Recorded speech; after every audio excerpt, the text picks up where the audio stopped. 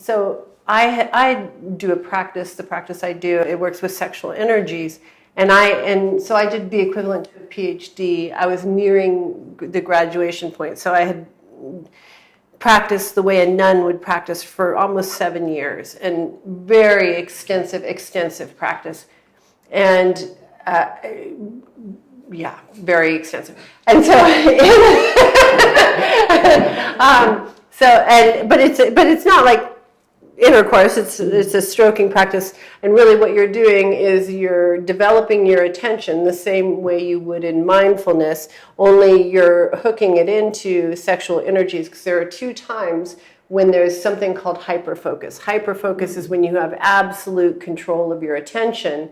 One is in life or death situations, and the other is when you have sexual energies arise. So you have sexual energies arise with this attachment of attention. You're training the attention, and then what happens is, see, if you don't have a strong attention, your boss yells at you and you get scared. Someone says they don't like you and you go to shame. You can't control your attention. You can't control your response. You're afraid of losing your job.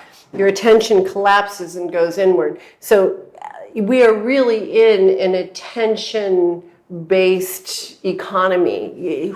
The person who controls their attention controls their reality.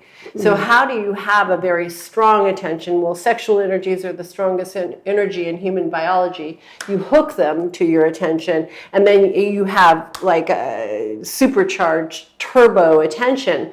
But then you need to refine it so that you can determine how you steer it. So that's really the practice that I do.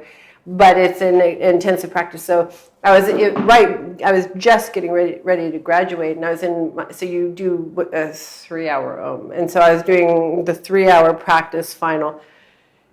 And I was, I had done this every day for years. I had a minimum of 5 sessions a day for years. And I was lying there, and I had thought, I don't know if I'm ready to graduate. I don't know.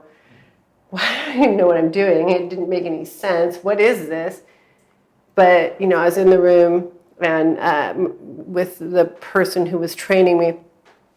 It's a beautiful room. There were although it was a little 1970s, he had these crystals but there were rainbows from the crystals, and it overlooked the whole of the Bay Area. And I was lying there, and there just came this one point, and that small, still voice just said, "I'm a free woman." And it was tiny, it wasn't a big fanfare, big glorious thing, but it was a moment of the realization that I was free. And I don't know what free means per se, but I knew in that moment I would never again do anything I didn't want to do.